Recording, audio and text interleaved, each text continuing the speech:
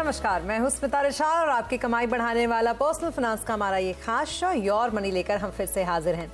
जिंदगी के हर कदम पर पैसों की जरूरत के लिए आप किस तरीके से प्लानिंग कर सकते हैं, योर मनी में हम आपको ना सिर्फ ये बताते हैं बल्कि आप बचत कैसे कर सकते हैं हम ये भी आपको बताते हैं। इस बचत करने के बाद इस पर आप मोटा मुनाफा कैसे कमा सकते हैं ये गुड़ भी हम आपको सिखाते हैं ताकि आप अपनी जिंदगी के हर गोल को अच्छे से पूरा कर सके।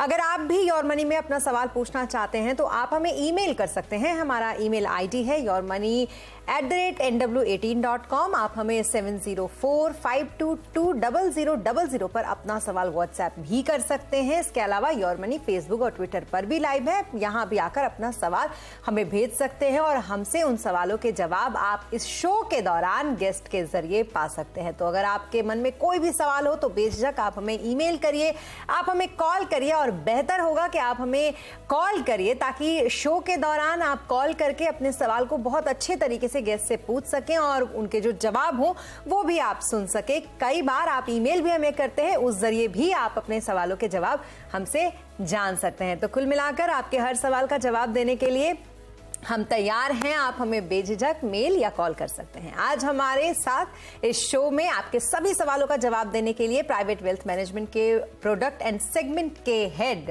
भरत प्रतीक जी हैं। भरत जी, बहुत शुक्रिया हमारे साथ इस शो पर जुड़ने के लिए। और जैसा कि हमारा रिवाज है इस शो को शुरू करने से पहले यानी कि कॉलर्स के कॉल लेने से पहले हम कोशिश करते हैं कुछ ऐसे टॉपिक्स को लेने की जिस टॉपिक से जो इन्वेस्टर्स हैं उनका थोड़ा सा ज्ञानवर्धन हो सके, यानी कि थोड़ा सा जो उनका नॉलेज है इन्वेस्टमेंट को लेकर वो बढ़ाया जा सके। तो आज हम बात करेंगे कैश फ्लो की। मुझे लगता है बहुत सारे लोग जो इन्वेस्टर्स हैं उनको इस बारे में पता होता है, लेकिन फिर भी हम चाहेंगे आपसे भरत जी कि आप कैश फ्लो की जो ABCD है वो हमारे साथ शेयर करें। बताएं जरा क्या होता है कैश फ्लो, कैसे इसे देखें। सबसे पहले धन्यवाद इस शो में मुझे बुलाने के लिए।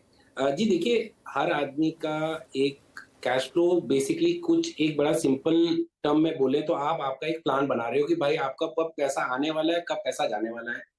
जो पैसा आपके पास आ रहा है और जा रहा है वो आपके पर्पस के लिए और आपका जो इफेक्टिव यूज है आप उसके लिए उसको यूज कर पा रहे हैं। तो डिफिकली एक बिजनेसमैन होता है, उसका एक कैश फ्लो होता है, वो थोड़ा इरोटिक होता है। वो कभी आता है, किसी महीने में ज्यादा आता है, किसी महीने में कम आता है। एक सैलरी बंदा आता है, उसका हर महीने एक फिक्स अमाउंट ऑफ मनी आती है और एक ईयर एंड में और या दिवाली के समय उसे एक लमसम बोनस या कुछ मिलता है। सो बेसिकली आदमी का एक कैश फ्लो होता है, उसके सामने आपके कुछ EMI के पेमेंट्स होंगे, कुछ आपके दूसरे घर खर्च होंगे और उसके बाद में जो बचता है वो आपका एक सरप्लस होता है।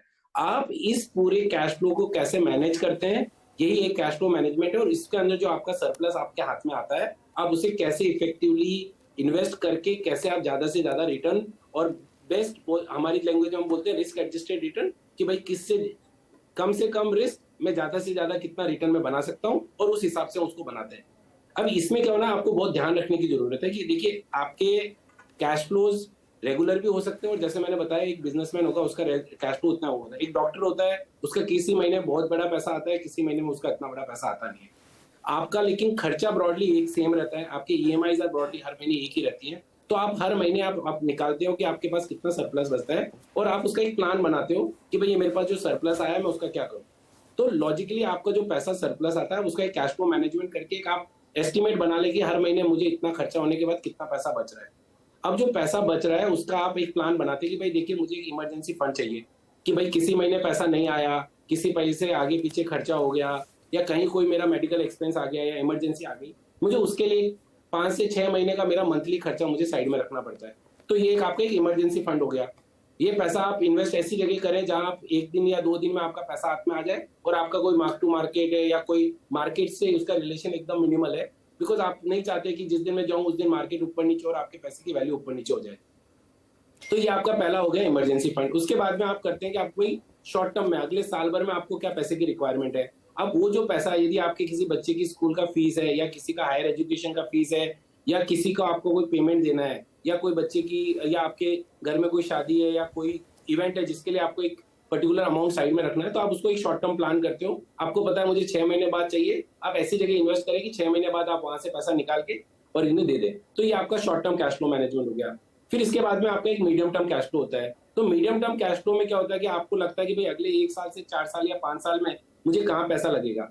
अब ये 4 से 5 साल में नॉर्मली लोग करते हैं कि भाई मुझे गाड़ी खरीदनी है, मुझे घर खरीदना है, मेरे बच्चे की शादी है या कुछ है, जो 2 साल 5 साल पहले आप एक ब्रॉड प्लान बनाते हो, तो उस हिसाब से आप आपका कैश फ्लो मैनेज करते हो कि भाई इतना पैसा मुझे उसके लिए जमा करना है, मैं कहाँ इन्वेस्ट करूं, कैसे इसे जमा करूं कि वो आप वहां पे टाइम टू टाइम अक्यूमुलेट कर लूं और जिस दिन मेरा वो जरूरत होगी उस दिन मैं वहां से निकालूंगा।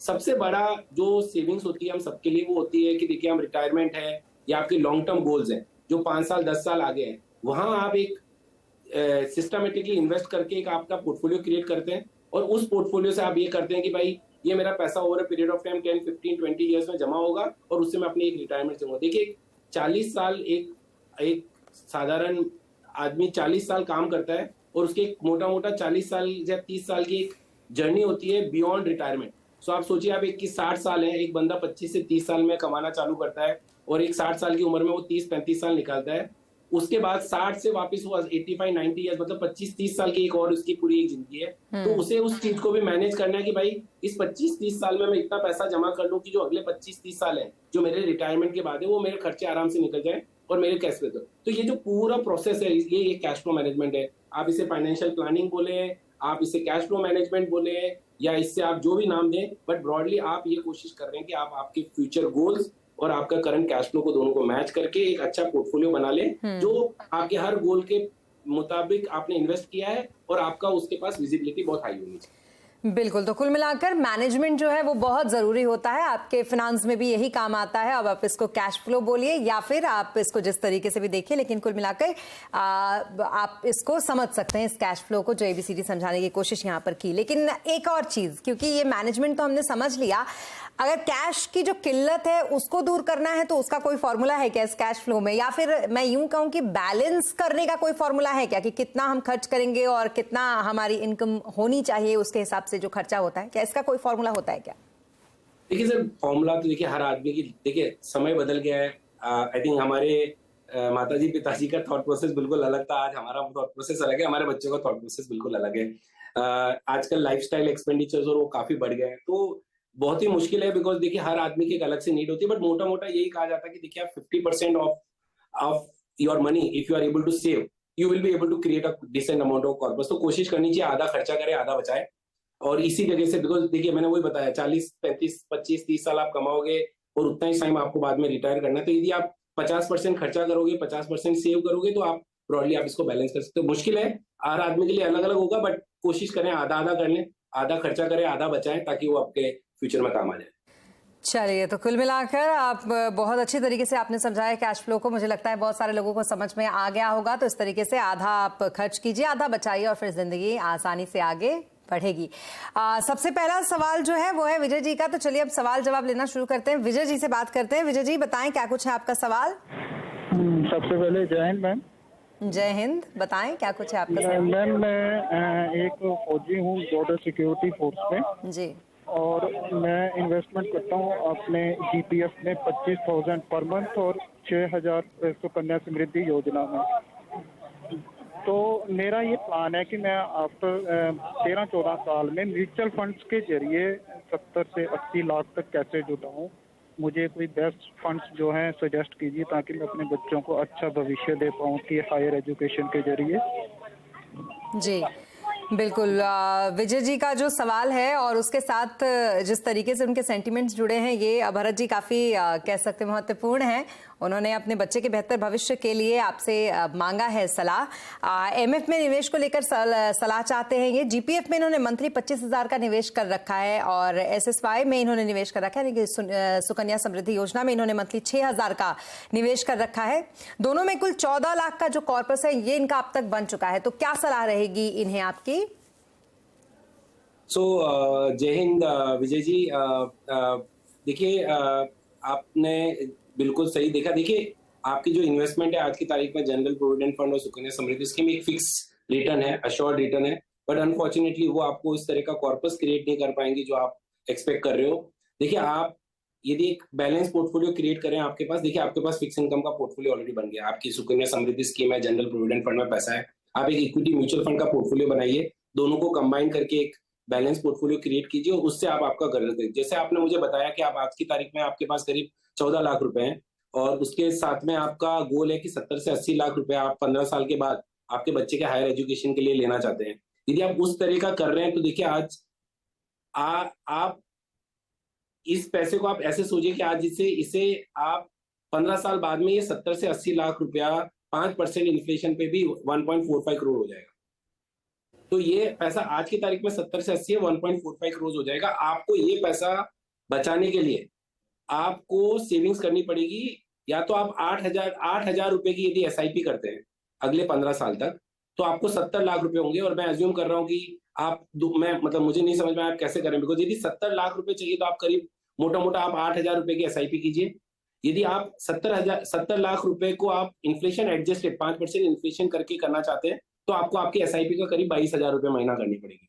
तो पहले तो आपको कितना सेव करना है इस एजुकेशन के लिए। यदि आपको 70 लाख रुपए आज से 15 साल बाद चाहिए तो 8,000 रुपए, और यदि आपको 70 लाख रुपए आज की वैल्यू है जो इन्फ्लेशन एडजस्टेड करीब 1.45 करोड़ हो जाएगी, तो आप उसके लिए आपको 22,000 रुपए की एसआईपी करनी पड़ेगी। आपके केस में मैं बोलूंगा कि देखिए आप ऑलरेडी डेट कर रहे हो तो आपको मैं डेट नहीं सजेस्ट करूंगा। आपको मैं 4 इक्विटी म्यूचुअल फंड बता देता हूं।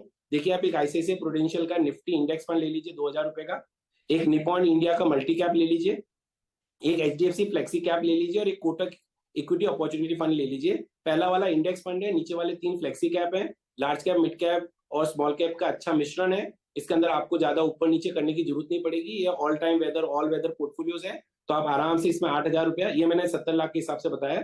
यदि आप इसको 22,000 रुपया कर रहे हैं तो अकॉर्डिंगली इसे चेंज कर दीजिए। बट इन 4 फंड में आप 1/4 पैसा लगाइए, प्लस आपका फिक्स इनकम का इन्वेस्टमेंट है। दोनों को आप जब कंबाइन करोगे तो मुझे लगता है आप आपका जो गोल है बच्चों का हायर एजुकेशन देने का, वो आप जरूर पूरा कर पाओगे। जी, तो कुल मिलाकर आप अपने सुविधा के अनुसार कर सकते हैं जो निवेश आप करना चाहते हैं। हाँ, इन्फ्लेशन का ध्यान रखना जरूरी है जैसा कि आपको भरत जी ने बताया, और साथ ही आपको जो बताया गया है पोर्टफोलियो, उसमें ICC pro Nifty 50 index fund है जिसमें 2,000 का निवेश आप करें। इसके अलावा निपॉन इंडिया में मल्टी कैप फंड है, एचडीएफसी फ्लेक्सी कैप फंड है, कोटक इक्विटी ऑप्स फंड है। इस सभी में आप 2,000 का निवेश करेंगे तो फिर बेहतर भविष्य जो आप चाहते हैं आपके बच्चों का, उसे आप हासिल कर पाएंगे। चलिए आगे बढ़ते हैं। यश का सवाल है आया है हमारे पास। यश 33 साल के हैं, इन्होंने हमें कॉल किया। यश, क्या कुछ सवाल है आपका? जी मैम, मेरा ये सवाल है, एक्चुअली मेरे 3 गोल्स हैं।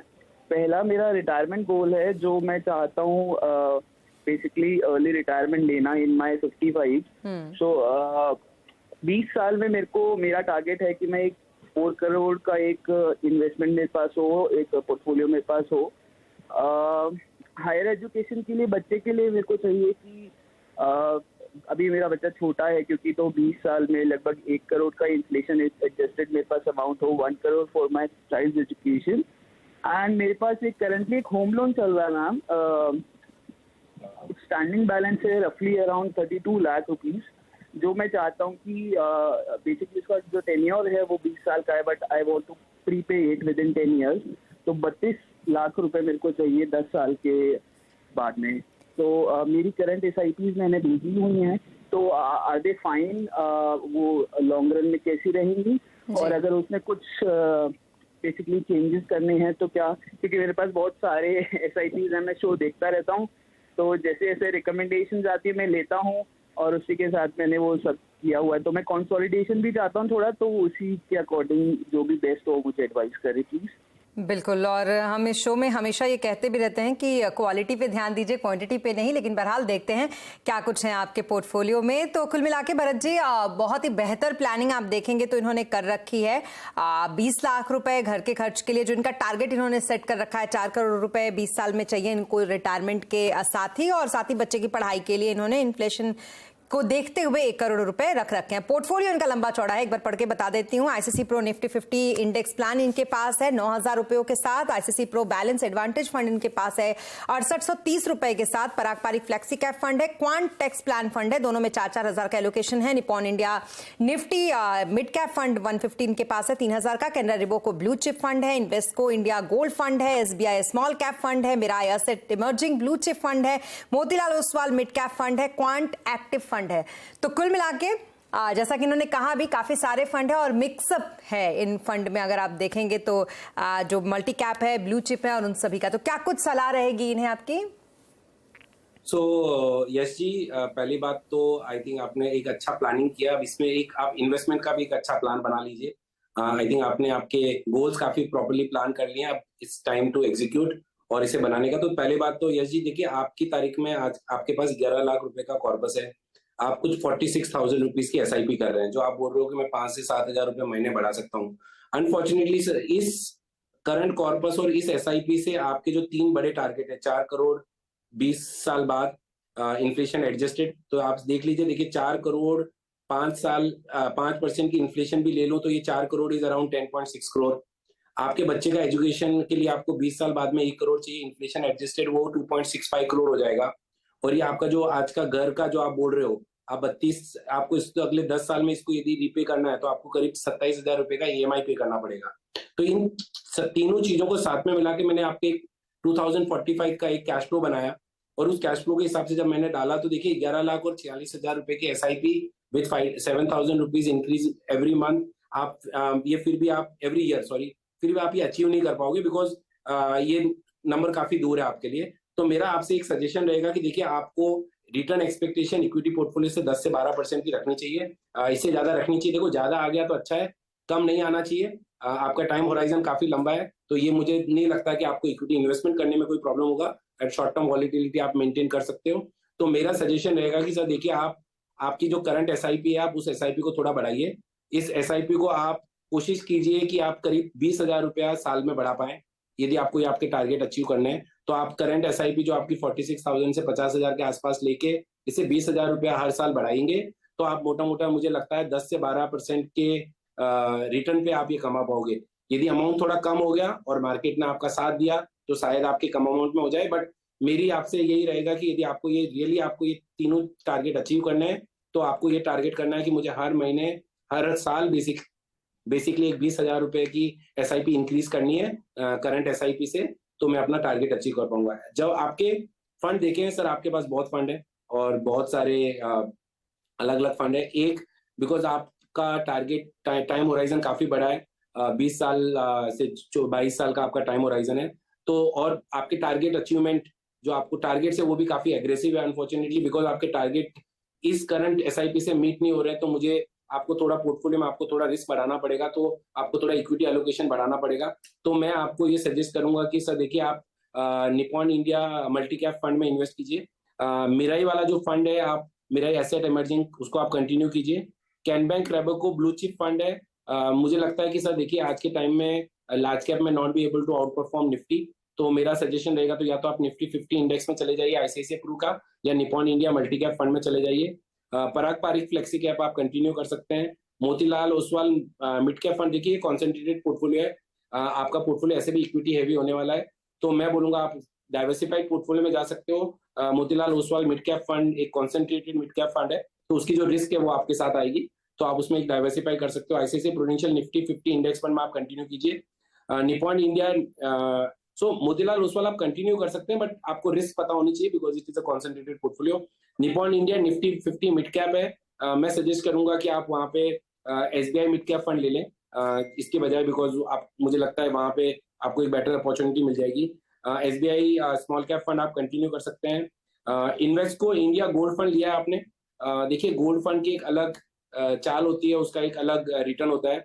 आपके पोर्टफोलियो में देखिए इंडिया ग्रोथ स्टोरी है, मैं तो आपको सजेस्ट करूंगा कि आप गोल्ड कंटिन्यू कर सकते हैं। अमाउंट बहुत छोटा है, लेकिन गोल्ड से आपको रिटर्न एक्सपेक्टेशन थोड़ी अलग हो सकती है, तो मे बी वहां पे आप चाहेंगे तो आप एक बार इसे भी Nippon India multi cap fund में स्विच कर सकते हैं। कॉन्ट टैक्स और कॉन्ट एक्टिव प्लान आप कंटिन्यू कर सकते हैं।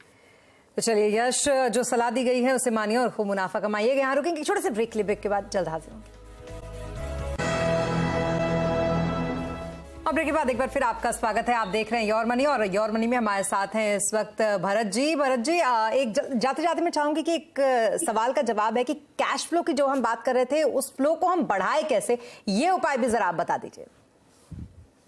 देखिए, कैश फ्लो बढ़ाने का देखिए सिंपल सा तरीका है। देखिए, या तो आप आपकी इनकम और खर्चा, ये दो ही चीज है। तो इनकम बढ़ाने का है कि आप अच्छे इन्वेस्ट कीजिए, आपके पैसे मैनेज कीजिए, और उससे आपके जो रिटर्न इंप्रूव होंगे तो उससे कैश फ्लो होगा। अदरवाइज आपको आपके एक्सपेंडिचर मैनेजमेंट करना पड़ेगा। देखिए, आपको एक्सपेंडिचर मैनेजमेंट अच्छा होगा तो आपकी सेविंग्स बढ़ जाएगी। सो यही दो है। और देखिए, इंडिया ग्रोथ स्टोरी है, इक्विटी में एक अच्छी स्टोरी है। आप एक डबल डिजिट रिटर्न एक्सपेक्टेशंस है अभी मार्केट से for a long period of time, तो आप यदि प्रूडेंट एलोकेशन करेंगे तो आपको वहां से भी पैसे का इंप्रूवमेंट आ सकता है। जी, बहुत शुक्रिया हमारे साथ इस शो पे जुड़ने के लिए और हमारे सारे सवालों का जवाब देने के लिए भरत जी आपका। तो कुल मिलाकर योर मनी में अभी के लिए बस इतना ही, लेकिन खबरों पर लगातार अपडेट के लिए आप बने रहें CNBC आवाज के साथ।